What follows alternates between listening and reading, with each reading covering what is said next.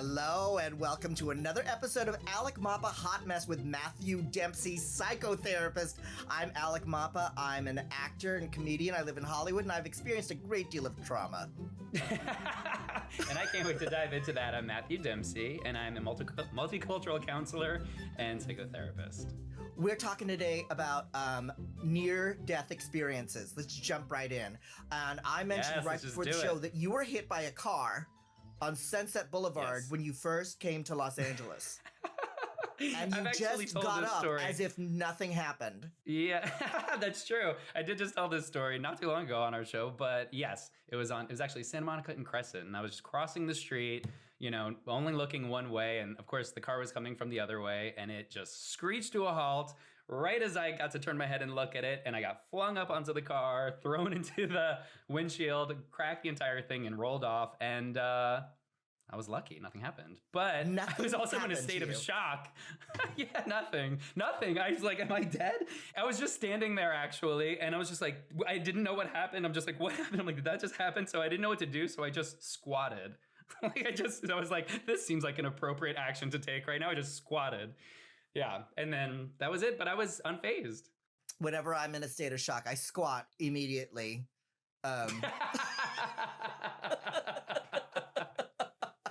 Do you consider that a near-death experience?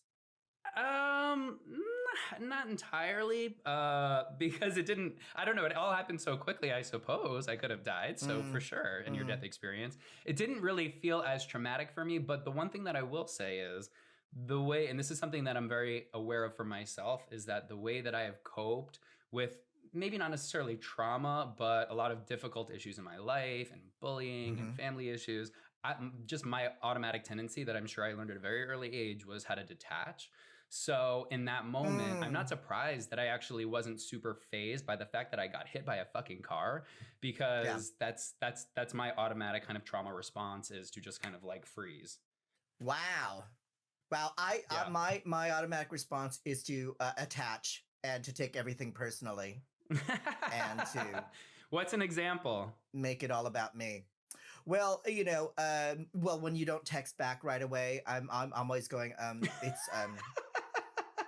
he hates me. Like, okay, so I went Alec, to this. You're projecting. Sometimes you never respond. I know. Sometimes I'm the one who doesn't respond. I just finished filming a pilot, and I texted one of the executive producers who didn't get back to me. And I immediately went to, I've been fired. I bypassed, he's not happy with me to, or I did something wrong to, I've been fired, with absolutely no empirical evidence. But like, that's why he hasn't gotten back to me, because there's something happening behind the scenes that, you know, that has, and then they told me that the pilot tested well and the audiences really liked me and that I'm insane. Great. But that's me. That is my people-pleasing trauma. That is my awfulizing. I do that, which the Lexapro takes the edge off of, you know, because before Lexapro, I would just spiral into complete despair. Not only am I fired, but I'm never going to work again and everybody hates me. But I did have a near-death experience in Mexico when I was a kid. What happened? We were in Mazatlan, and my sister and I had swam further out than we were supposed to in the tide. And at one point, the tide came in and it rose higher than we were. We were two little kids, and my sister was struggling. And I remember like thinking, oh, my parents are going to kill me if something happens to her because I'm responsible. So I was under the water holding her waist up and just trying to walk in. Does that make sense? Wow. Trying to just walk in. And as I was walking in, I was swallowing more and more water. And then another wave came, and I kept on pushing her in front of me. And at one point, my head bobbed up and my vision changed. I actually saw a fast forward of my life. You know how they say that your life flashes before your eyes? Yes. It was like the fastest fast forward of my 10 years on Earth. I don't know what that was. I still can't explain it to anybody. It is such a it's such a phrase that is just part of the lexicon, such a familiar phrase. Your life flashes before your eyes. And that actually happened, but it happened when I was a kid. I've had 2 times where a car came this close to hitting me. Oh, really? When I was crossing Haight Street when I was in high school, I was completely stoned and I wasn't looking, and I walked right into a street and a car screeched out in front of me. Oh, God. Like, and stopped, and screeched to a halt. Like it was, I would have, I would have been dead. No, I would not have recovered like Matthew Dempsey at all. Yeah. Well, thank God nothing happened to you there. Yeah. And then another time I was in London, the same thing, crossing the street. You know how they drive the wrong way? Yeah. And it just almost hit by a car. My life didn't flash before my eyes in those 2 things, but they were really things where I could have eaten it. Well, listen, thankfully you're doing pretty well in the streets, but in the ocean, it's a different story. But what's interesting about the ocean story too, is that in a moment where there's, this kind of like near crisis that's happening, that your immediate response to it was to put your own life in danger, and just to make sure that your sister was okay, because you're also worried. Like specifically, the thought that was there was, I don't want my parents to be upset with me. It wasn't even automatically like, I need to make sure that my sibling is okay. It's, I just don't want my parents to be upset with me. So yeah, no, I was completely thinking of myself. Yes, and then the kind of automatic response of caretaking, where you're putting other people's needs ahead of your own, even your own inability to breathe at that time. Right. But it's interesting how people take kind of these traumas, and it either, I don't know, the near-death things or really scary things that happen to us. We're left to process those for the rest of our lives. Like certainly my kid's trauma of being in foster care, that's going to be with him for the rest of his life. All I can do, I can't take that away ever. I can just give him the tools to process it and the space to grieve and the space to unpack. That's the biggest thing. That's for any of our issues through life, is that we have an opportunity to be able to process through them, to unpack them, to become familiar with them, to have tools to be able to heal in a lot of ways. There's probably always going to be some remnants of that, like echoes of these things that happen in our lives. But we absolutely have an opportunity to be able to make some headway on that stuff. And I think that's the important part, because for so long too, we really don't talk about this stuff. This is why I love doing this podcast, is because we're actually bringing conversation to some of these things that so many people don't talk about, and historically really haven't talked about, where it's like, if things happen to you, like pick yourself up by your bootstraps and you just march forward.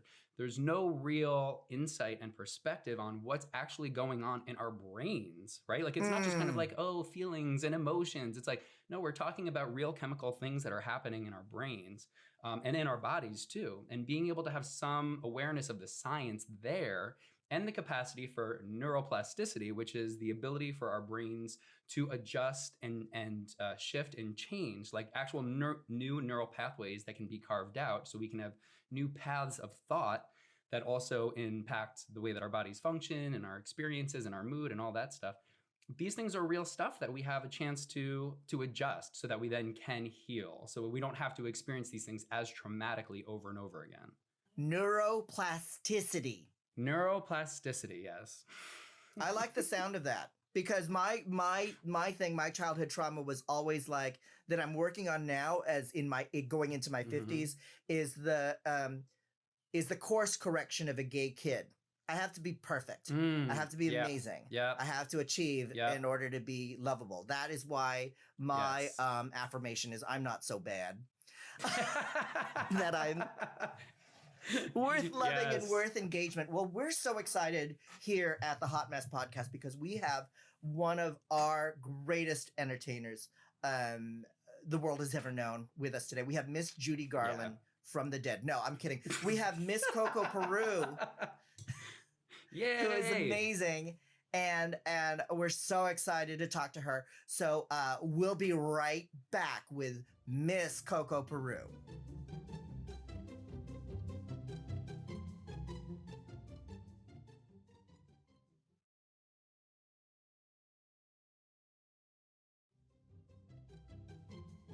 We are so excited to talk to our guest today. She has a 30-year career in drag, long before drag was mainstream, of course. You've seen her in film and TV, and she's toured the world with her one-person show. Now a new generation knows her through her amazing YouTube videos, where she has over 9 million views. She's a dear friend of mine. I can't wait to talk to her. Please welcome to the program, Miss Coco Peru. Yay! Hello, my darlings. I'm thrilled that you finally asked me. And this is going to be basically a free therapy session for me. I Let's think. do it. Fantastic. Yeah. Fantastic. I went to see you at the West Beth Theater in New York City years ago, In before you moved to Los 1890 Angeles, something. where you talked about a near-death experience and the people in you talked about it in such graphic detail that it was fascinating and terrifying at the same time. Not just for you reliving it on stage, but for us as the audience members. Can you walk us through that? I don't know why. I know why I did that. Back then, I was just much more experimenting, and I've always been fascinated with storytelling and spoken word. And so I was thinking, I wonder how people will receive a story about my accident with some really graphic details that's just spoken word, as opposed to the really graphic stuff we see on television and in film. And what amazed me was that people had a variety of experiences with that story, from being completely horrified and even angry that I did it, to other people passing out. This one girl had to run out of the room because she got diarrhea. And so I said, I'm gonna put that in one of my quotes. I laughed, I cried, I shit my pants. That was her reaction. She had diarrhea. Yes, she got diarrhea. And then other people thought it was completely the most beautiful thing they had ever heard, because it put them so in touch with their own life and their own vulnerability, and it took them out of their body in some weird way. So it was interesting how just a spoken word about something horrifying could really evoke. And I could hear crackling in the room. The energy was so intense. Coco, I'm just curious, for those of us who actually don't know the full story, would you mind sharing us the near-death experience? When I was 16, I was getting ready that evening. My parents had gone out for the evening, and I was getting into the shower to prepare for a high school production of Oklahoma, in which I was playing chorus member. And I somehow either passed out or slipped backwards in the shower and ended up going through a glass shower door. It wasn't the actual door, it was a wraparound thing. And I landed on the glass that was sticking up. So I severed 2.5 nerves in my left leg. And then as I was laying there, the glass started to fall all over. So I was basically cut up. But what was so amazing was that I was lacerated. But I was very fortunate, because I found out later that if the glass had been about an inch longer, the piece that I landed on, it would have cut my entire leg off. So I was there were so many little things where I got so lucky. And so when I stood up, what was amazing was that I was looking around the shower thinking, who is screaming like that? And I can look back now and say that I hear someone making noises. I think it's Alec's dog. It's my dog. Hold on one second. I knew what it was, but I wasn't going to say anything because I hate to say it, but I thought, like, I'm telling this really horrifying story and someone's like getting off to it. No, it's Alec's dog snoring. Someone's totally masturbating while I'm talking about dying. Let's please keep this in the podcast. My dog is fast asleep. I just put a blanket over her. She was snoring, and I didn't think anybody could hear it. All right. Alec's dog's often make an appearance on the show. My near-death experience, and I'm getting upstaged by a dog. This is the story of my life, my darling Coco. I know. Terrible. Anyway, where were we? Blood, gore? Blood, gore. Who was that? Was screaming. So who is that screaming? And I was home alone. I had to get to this. I was on the 3rd floor of our home, which was the converted attic. And I had to get to the 2nd floor to the phone. And it was when I was at the phone that I knew I was dying. Ooh. And because I was losing so much blood. Yes. And, now, when you're dying, and you said you knew you were dying, was it like an intellectual thing, or was it a physical feeling like I am dying? Yeah, good question. I felt it was a physical thing because I could literally feel the life draining out of me. Mm-hmm. I also knew, and then the other, it's amazing that this is all upon reflecting upon it. But when I look back, I can see how the mind and the body separated, and each were doing what they needed to do in order to survive. So, for instance, I was still embarrassed about being found dead naked. And so I thought, I've got to get to my parents' bedroom to put on a pair of my father's underwear so that when they find me dead, I won't be naked. Like, I was still worried about that. Yeah. Like, I had all this social body convention. shame back then. Yeah. So I get to my parents' bedroom, and they have this big mirror in their bedroom. And I remember looking into the mirror, but in order for my body to survive this accident, my mind was immediately erasing the reflection. So I was looking in the mirror, but unable to see my reflection. Because I think my mind knew that if I saw myself, that would be the end. Yeah. And so I got to the front door. I managed to open. I had called an ambulance and a neighbor. And my neighbor tied a tourniquet around my leg. And that's what saved my life. And then I was rushed to the hospital. And it was in the hospital where I did die from the loss of blood. And but they brought me back. You were pronounced dead at some point. Well, I don't think they pronounced me dead, but they knew that my brother had looked in on me because he was a police officer, and they had called him in. And so when the doctors had stepped out from him, and he happened to look in, my eyes had rolled back into my head. So they came rushing back in to bring me back. And so I was told that, we lost you for a little bit there. You know, that's the way I was told. I remember that part of the story is you told it when you said it live that the nurses on the floor referred to you as, you were the boy that died. There was one nurse that was, I think she was from possibly the Caribbean, and she was very superstitious, and she was very curious that this young kid had this near-death experience. So when I woke up from it, she was sitting by my bedside with a bowl of fruit that she had put together for me, and she... It was very weird, but in a beautiful way. And she asked me, tell me what you saw. You know, she wanted to know if I had seen anything. Had you? During that Did you see time anything? I didn't see anything. I can only describe the experience as I forgot who I was. But the only reason I know that I forgot who I was because I remembered who I was. Does that make sense? How so? Like, in what ways did you? Well, I was just experiencing peace and just very present with that peace. And then all of a sudden, as they started to bring me back, I thought, I know who I remembered who I was. And I remember thinking, I'm not going back. And then all of a sudden I opened my eyes. And as soon as I opened my eyes, I think part of that being human, then I immediately was flooded with fear and the will to survive again. But for that time that I was dead, I didn't have that desire at all.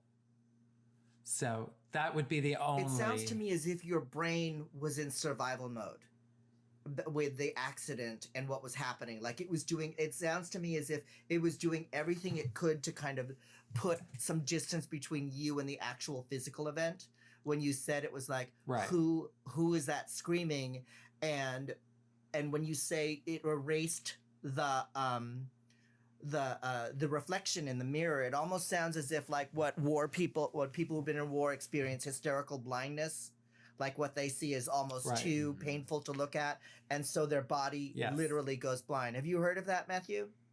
I mean, just in general, yes. The ways that our brains cope in a moment where there's actual real trauma, a lot of times is to disassociate. And so then, having a bit of a buffer between kind of the reality and then what we're experiencing inside, whether that's like blacking out or whether that's experiencing maybe like some kind of euphoria, but a disconnect from the physical world, those kinds of things as a way of protecting the kind of psychological functioning. Did you have as much clarity on this accident immediately after it was over while you were recovering in the hospital? Did you have this amount of clarity of objective, like I remember the events? No. I did it was very clear. Yes. It was so clear to me. And I will say this, the other thing that I remember when I woke up from the surgery to save my leg, I was so weak and so drained, but I opened my eyes and I could see my parents standing by me, and they were just blurry, but I knew who they were. And I felt my soul, or whatever you want to call it, literally just soar up and out of me. It was as if I was just screaming, I'm alive, you know. I realized I had made it, you know. Yeah. Yes. But I couldn't even, I was so weak that I couldn't even manage a smile. But internally, it was like a party was going on. And that was amazing, that feeling. But this is all stuff I processed. But what I will say, I said something very strange that when the doctors referred to, while I was in the hospital, they referred to this as my accident. And I blurted out, I don't think it was an accident. And I thought, oh, what a weird thing to say. But I felt like something had changed inside of me. And yet I didn't have the words or the knowledge or anything, but I had a sense. And I can now look back. And so when I look back at my life, I felt normal as a young kid. And it was about in kindergarten where I started to realize I was different. People now have language for it, non-binary. I didn't have a language for what I was going through. No role models. So it was very scary to feel myself, I'm me, and then all of a sudden, little by little, start to realize that who you are is wrong. It's disappointing people. It's scaring people. And then around second grade is when I started the daily being made fun of. I was also always asked, are you a girl or a boy? They could never figure me out. And then I would say about the fourth grade is when the abuse got really mean, and where it was no longer a curiosity of like, why are you different or what? Now it was just, I was bullied basically. Yeah, it was to shut you so down. I would look, so I decided, I was in public school at that time. So I left fifth grade and transferred to Catholic school because I thought the kids there would be nicer because they were Catholic and they were closer to the church. And my first day at school, I realized I've made a terrible mistake because they were even worse. And I would figure out different ways to walk to school to try and avoid people that bullied me. And I lost my education. I went from being an A student to barely passing. I could study for hours and not absorb any information. And my way to survive was to be funny and to live in a complete fantasy world of becoming famous. Because I think in some weird way, I thought being famous would validate me and make me special. And I would show them that I was special. And, but the accident was sort of, I also had some bad experiences within the church with a certain priest who I laugh about it now because it is truly ridiculous. Can you tell us that line about in your show, the things you were offended by? I wasn't offended that I was. It was that basically I was fooling around, experimenting with a boy in my neighborhood, probably when I was about 11 or 12. And of course, we were being told that sex is a sin and all this. So I had all this stuff about that. And so I went to confession and I confessed that I was doing this with this other boy. And the next thing, my mother got a phone call from that priest. And I thought he was telling on me because I could hear her saying his name. And then she got off the phone, was like, this is wonderful. He invited you and your friend to go to the YMCA. And he had bought Speedo bathing suits for us because our bathing suits weren't, you needed to wear special bathing suits to go in this pool. And I realized later that the reason they were see-through when they got wet was because he had cut the lining out of them. And then he posed us naked and and in these bathing suits and took photos. And, you know, he had an erection and it would brush up against us and just things like that. I mean, it never got beyond that. But I remember sitting in his car and thinking, I have corrupted this man. Right. My evil sin of being attracted to boys made him behave this way. So this is true. But I forgave him because I got to a place in my life where I realized he's probably a victim too. He grew up in a time where he could not be openly gay. He was probably thought the only way I'll ever succeed is in the priesthood. And his sexuality was arrested at a very young age. So of course, who's he going to be attracted to? Other boys that age. And so I looked at it as like, I actually had kind of empathy for this man. And the only thing that makes me laugh is that years later, I was on a cruise and I was talking to this guy and he was saying how from 8th grade throughout high school, he had the most amazing, wonderful sex with his hot Italian gym teacher. And I was so bitter because I thought, I got the fucking ugly priest.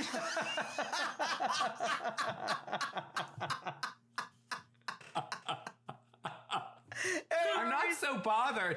I'm not so bothered that it was inappropriate. I'm bothered that he was ugly. Yeah. You know, I mean, you know, so, but, you know, you mentioned earlier the detachment from this. When I did go to therapy in New York years ago, my therapist would sit there with like tears in his eyes, listening to me tell stories. And I felt absolutely nothing. Yes. I was so detached from what I was saying to him. It was like I was a monotone robot, just rattling off these experiences. But my way of dealing has always been to sort of deal with it through humor and sort of celebrate the ridiculousness of it, and then try to create a world in which that doesn't happen, and try to have real conversations about we create monsters. That priest that did that to me was not born a monster. He was created, you know, through homophobia and his own internalized homophobia and his sexuality being arrested. And so all of this stuff that was happening to me, the bullying, not feeling loved, the not being accepted at the church, all this stuff, I realized early on the world is not a safe place. And then my accident really just brought it into my body. And yet I had this feeling of, like I said, it not being an accident, because all of a sudden, little by little, and I mean little by little, I started to heal by realizing that I had survived something that a lot of other people would maybe not have. And also the kids that still picked on me, even after my accident, by calling me R2D2 when I was in a wheelchair, or calling me the bionic woman when I walked around with my leg brace that I still wear today.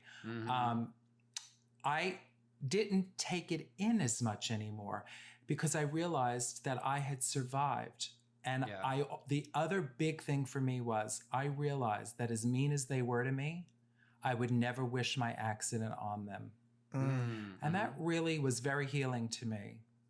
Also, my mother told off a priest at school, and that was very healing as well. I bet. But it sounds like they didn't call me or visit me.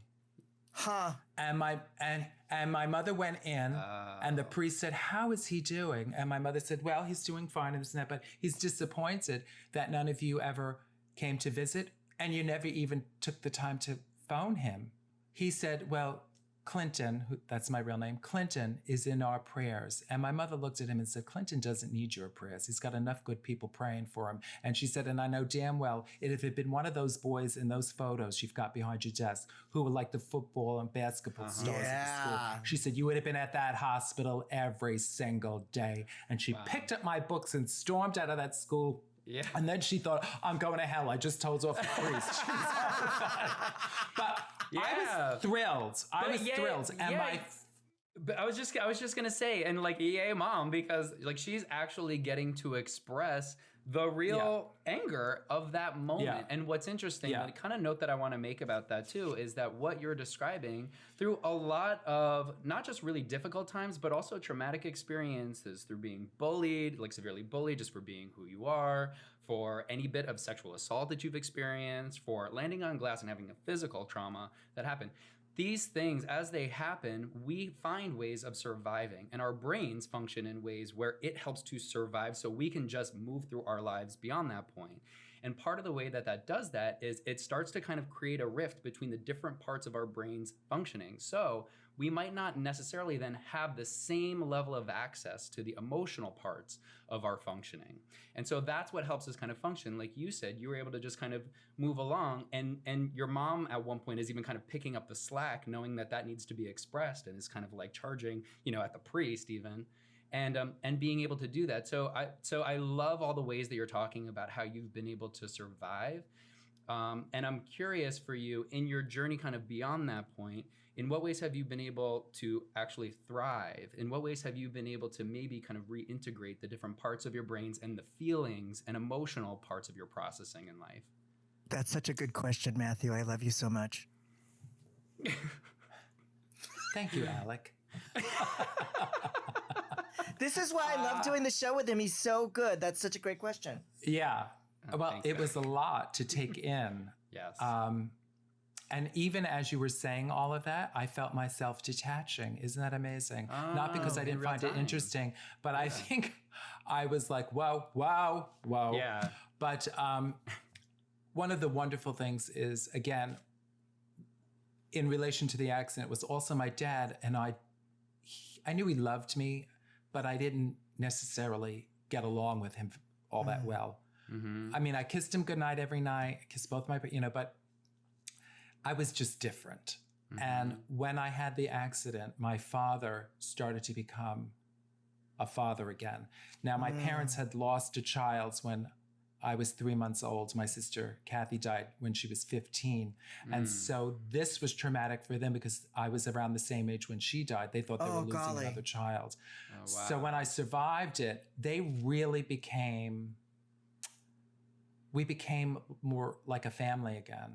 It sounded like they were aware of how precious. Yeah, it sounded like the almost losing you reminded them of how precious you were, and it in turn kind of it made them more advocates on your behalf. They saw the value of your life in ways that they hadn't before. And you told an interesting thing on stage when you finally put on your wig as Miss Coco. They had an experience looking at you. Can you tell us about that? Oh yeah, I showed them me for the first time as Coco, which they were both like, oh, by that point they were like, it figures, because I was always carrying on and being silly. So I showed them myself as Coco, and they both were kind of horrified and shocked and saying like, oh my God, holy shit. And I thought they were a bit freaked out that I was wearing women's clothes. Mm-hmm. And that's not what happened. My mother said, oh my God, you look just like your dead sister's ghost. Wow. Isn't that trippy, Matthew? That is trippy.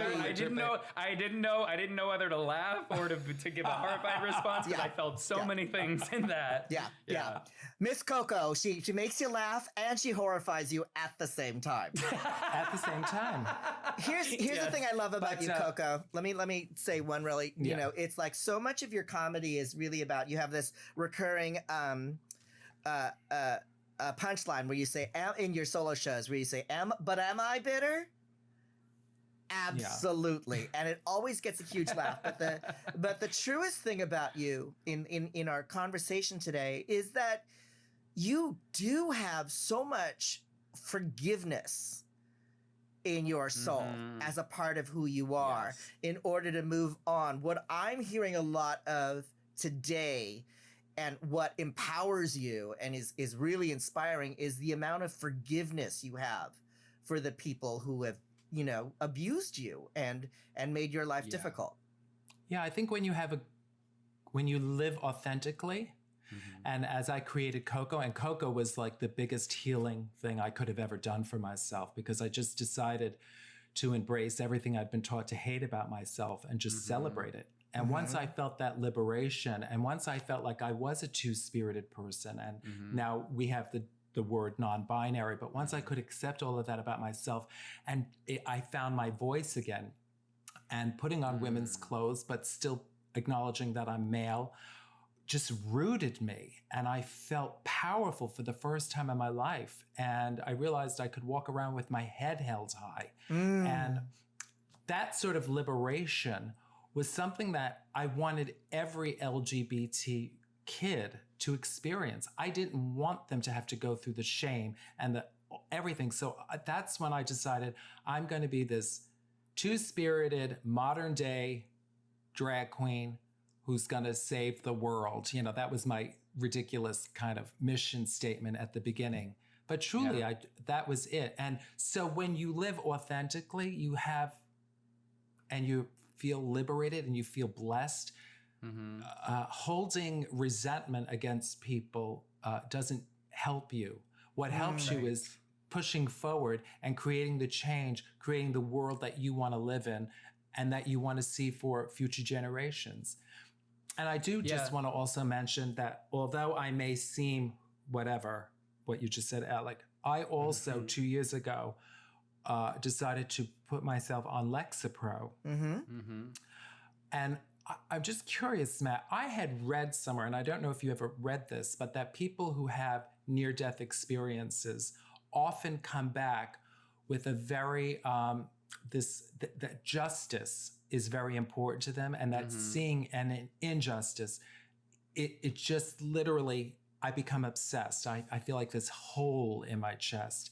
And so what happened was I'm very sensitive to litter and how we treat the earth. And I was on a beach in Spain and two young people threw cigarette butts into the Mediterranean and I went there. I lost it. And my husband was so mortified. He said, you need help. You can't live like this. Also, as a performer, our job, Alec, you know, is to make other people feel what we feel. So I make everybody around me feel what I'm feeling.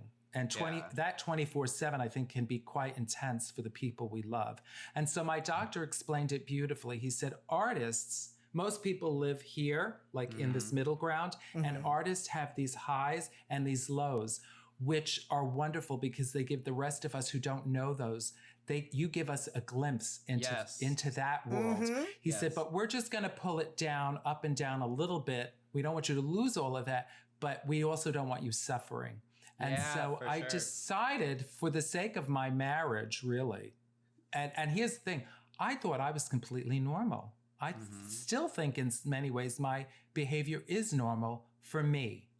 And I'm often outraged that other people aren't as outraged as I am about the injustices in the world. But at the same time, I somehow needed to not be so consumed by it that it, you know, it affected everyone else around me. Well, Coco, let me just say this too, because it does make sense. The intensity of feeling that you have is absolutely normal and totally justified and does make sense. Maybe sometimes there are certain ways that we kind of like over exaggerate certain things that are going on outside of us. But especially when we've had a long history in our lives of trauma and we've had to dissociate more from the emotional stuff that we might be feeling within us, we then can project out and process a lot of what we're feeling on what's going on outside of ourselves because it feels safer. So when we're seeing people litter and the injustices of the world, it's not just, you know, anger, it's rage because we haven't been able to process a lot within ourselves of what's going on. So that makes sense. That makes perfect sense. That makes so much sense, Matt. And in fact, years ago, I started my show off wearing a hat that had an emblem on it that said rage. Because that's what I felt so much. You know, absolute but rage. I think the theater is a wonderful place to be able to address that rage, have a good laugh about it. And I often do feel much more, I feel more elevated as Coco than I do as myself. I feel like I'm more evolved as Coco than actually myself. I love when you said, I felt normal, because I've been on Lexapro for about 3 years. When I was talking to my psychiatrist, there was a certain level of despair and hopelessness that I had learned to live with. That I knew that at some point during the year, I was going to have 6 weeks where I felt like everything was hopeless and I was going to give up. Absolute despair. But what was happening to me was those moments of despair were getting closer and closer together. Like it wasn't just like, oh, for the future. It was like, it was becoming a regular thing. And so, I didn't take meds for a long time because I thought that's just how I was supposed to feel. But now I feel everything. I feel all my emotions. I'm not numbed out. I feel sad, but it doesn't go to hopelessness. That's the biggest difference for me. Right. That's exactly my experience now. And I've often felt as though I look at people who have children, like you, Alec. I don't know about you, Matt, but and I think I don't have children, and yet I sometimes care more about this planet and what I'm leaving the future generation than what I witness around me often. And I guess that's when I start to feel hopeless, is that when you don't feel like other people care as much as you do. I know. Thank God for Lexapro, because it has made me be able to function and still celebrate this journey that we're on, rather than just feel like, oh, why bother? Well, personally, I can tell you, based on my own experience of you, and, you know, because I knew you as a performer first, and then we became friends, but there were things you said on stage when I saw you in the 90s that have stayed with me, where it was like when you said, you have to embrace the things you were taught to hate about yourself. That was a huge light bulb moment for me as a queer person. Great. It's kind of, we're always running away from that. We're always running away from the shame. And then when you finally look at the things and you see that there's nothing to be ashamed of, I'm not so bad, then it's like, it's life-changing. So, and I've also seen the people, the audiences filing out of your shows. They're so happy. You elevate people. So when you're feeling sad about those things, know that you have made an enormous difference. Well, thank you. And that has been the best part of YouTube, is that I've reached this whole new generation of people who love that I don't care what other people think of me when I'm walking through a Kmart.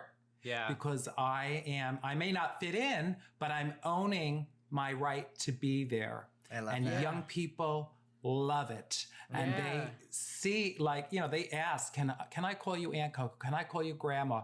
It's because they are looking for role models of people who live authentically.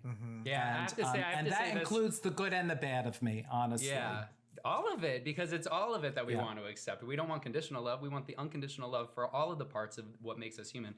But I have to say this before we wrap up for our show, because as you know, especially as we're talking about some of the things that maybe young people today have said to you. But when I came out in 1999, which is exactly when Trick came out. And so I got to see that movie. I got to see you in that movie. And anytime that I'm hearing anybody talk about cum in their eyes, I always think of you and how much it burns.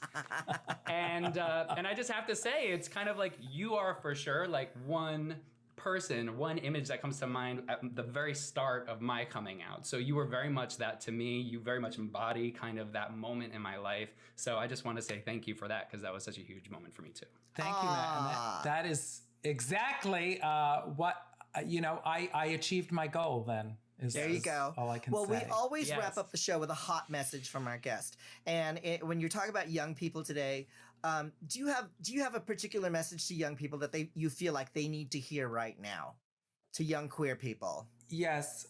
One of the things that I find is that when I go, for instance, to Starbucks dressed as Coco, I will say most of the people are nice to me. Some guys flirt with me. People engage in conversations with me that I never would have had. And so I tell young people, there's a couple of things I tell young people, is that living outside the box is where the magic happens. And that you get to create your life, not all these roles that society set up for you. So step out of the box and really discover who you are. Yeah. Always make your goals bigger than your fears. Yes. Yes. And when someone looks at me and says, here's your coffee, sir, I don't take it in. I think how sad that they had to do that. That says something more about themselves. And I notice a lot of young people sometimes feel victimized if people don't, choose not to call them by their proper pronoun or choose to, we can request that of people, but if they feel as though they want to be mean to us, all I can say is, that's their problem. Don't take it in. And you don't have to change those people. Focus on yourself. Don't let those people have power over you. Don't let them victimize you. Just forgive them and say they must be very sad that they can't find it in their heart to have some sort of just human relation with me. And so that's the way I deal with the mean people. See, she's the drag queen is going to save the world. Where can people find you? Where can people find you on your socials, Coco? CocoPeru.com is my website. And then, of course, I'm on Instagram, Facebook, and Twitter. I haven't started TikTok yet, but who knows? What's your handle? What's your handle on those socials? Miss Coco Peru. Oh, easy peasy. Miss Coco Peru, thank you so much for being on the program today. Thank you, love Coco. you. And I'm so sorry my dog snored through your near-death experience. It's all right. Nothing personal. I She's an forgive animal. your dog. I'm not taking it personally. There you go. Love it. Love you. I'll talk to you soon. Bitch. Bye. Bye. Coco.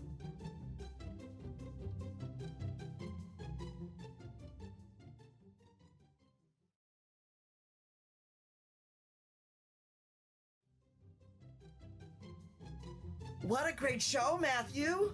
Such a great show. I loved it. Yeah, it's so great seeing you. This was like we've both been busy and we've had to skip a couple weeks, so it's a real treat for me to have some FaceTime with you. What's your hot message? What's your takeaway from this day?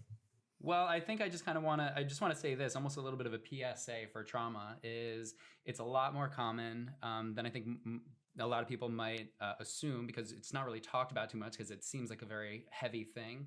But just know that if you are experiencing any trauma or have experienced any trauma, you are absolutely not alone. And there's tons of treatments for it and very specific trauma treatments for it that can help us kind of reprocess a bit of some of the things that we, because of survival, needed to detach from, but so that we can find a little bit more of a flow and we can still kind of go out into the world and feel the magic, as Coco says, and bring it back to the people.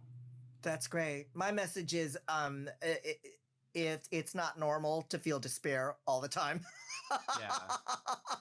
There's an alternative to it, and it doesn't make you weak to get help.